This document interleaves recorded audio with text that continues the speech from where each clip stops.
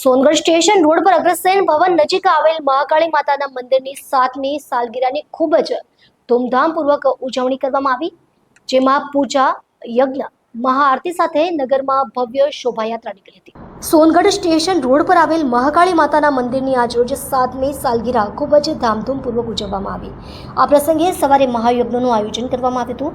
તેની પૂર્ણાહુતિ મહાઆરતી કરવામાં આવી હતી। મહાઆરતી પૂર્ણ થયા બાદ સોનગઢ નગરમાં માતાજીની ભવ્ય પાલખી યાત્રા કાઢવામાં આવી હતી।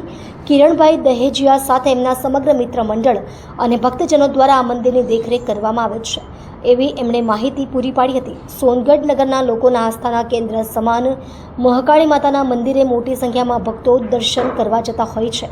આજ રોજ મંદિરની સાલગીરા નિમિત્તે સવારથી ભાવિક ભક્તોની ભીડ જોવા મળી હતી।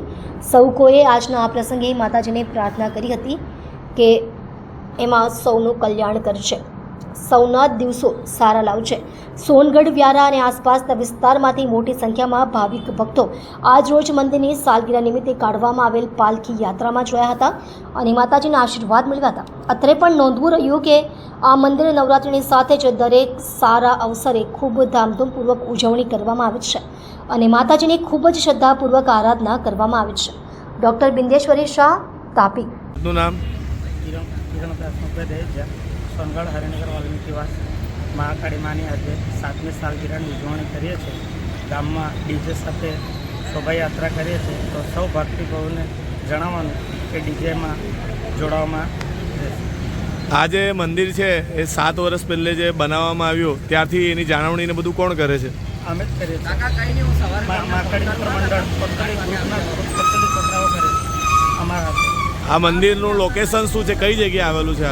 આ સોનગઢ વૈશાલી સિનેમાની સામે એવીએસ શોરૂમની બાજુમાં જે સ્ટેશન રોડ છે તે સ્ટેશન રોડ મહાકાળી માનું મંદિર। બરાબર। બીજા વર્ષ દરમિયાન કેવા કેવા કાર્યક્રમો કરો છો તમે?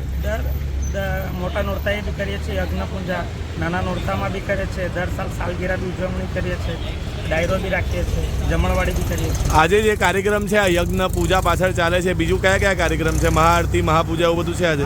થાય મહાપૂજા, મહાપ્રસાદ આયોજન છે। જી, ધન્યવાદ।